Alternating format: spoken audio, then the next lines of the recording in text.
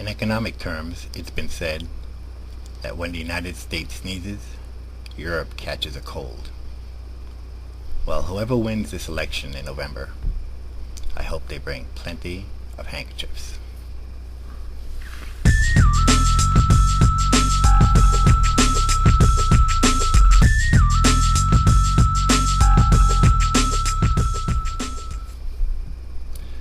Most of us worry about the economy when it has a slowdown like we're currently experiencing.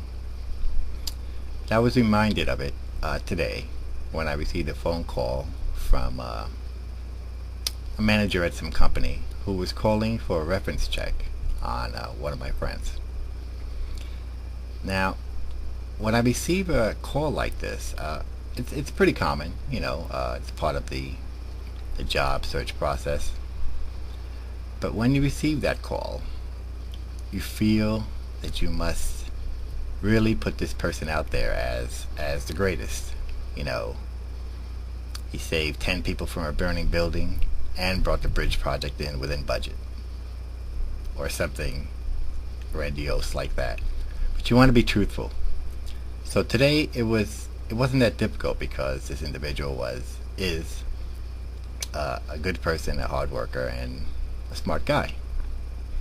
I started thinking about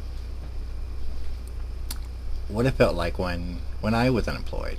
I've had 2 extended, months of unemployment experience.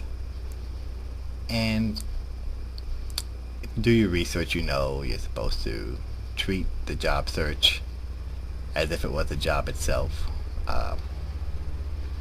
Spend your time putting together your resume, modifying it when necessary, sending out as many applications as you can, going to as many interviews as you can until you find that position you want. The problem is that the longer you're unemployed, the less confidence you have in yourself. The more interviews that you go on for jobs that you don't get, the more you feel that you'll never get hired again.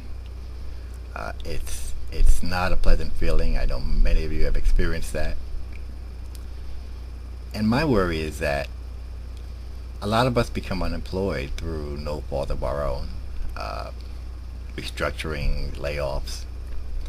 And as the economy worsens, there's more and more of that.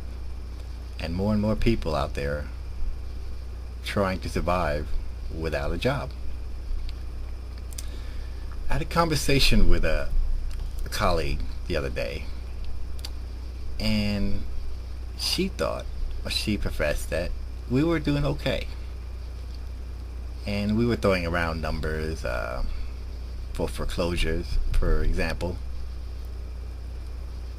And we came up with 4 or 5%. And to her, that was an acceptable number of foreclosures. Well, I did a little research, and I found that although some localities have very high percentages and some very low, the average percentage of foreclosures, of delinquencies, people 30 days to 4 months behind on their rent, was about 4.5% nationwide. So I looked that same number up for the fourth quarter of 2005, okay, 2.5 years ago, and that number was 2%. So it's more than doubled since 2005. And the thing about these foreclosure percentages, or these delinquency percentages, is that once you pass the high end of that threshold, the 30 to 120 days, you're in a different category, so you're no longer counted. So it's a running average. It's not as if we took a snapshot and said, okay, 4.5% of people are going to lose their house. No. That means that currently 4.5% of the people are on their way to losing their house. We stopped counting the ones that lost it already, and we're not accounting for the ones who are just below this range. So in actuality, it's a lot more people than you would think by merely looking at the percentage.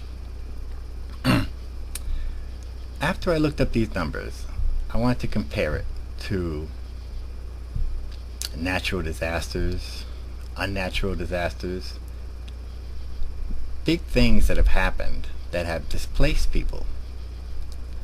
And I found that for Katrina, there were 1 million people who were displaced with that hurricane.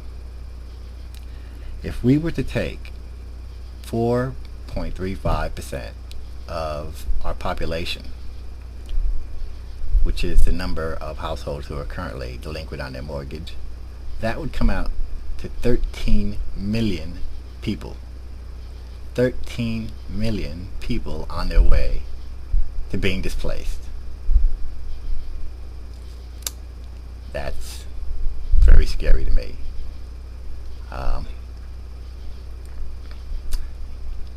Guess what I'm trying to say is that our choice in November is an important one, and I just pray that together we choose correctly.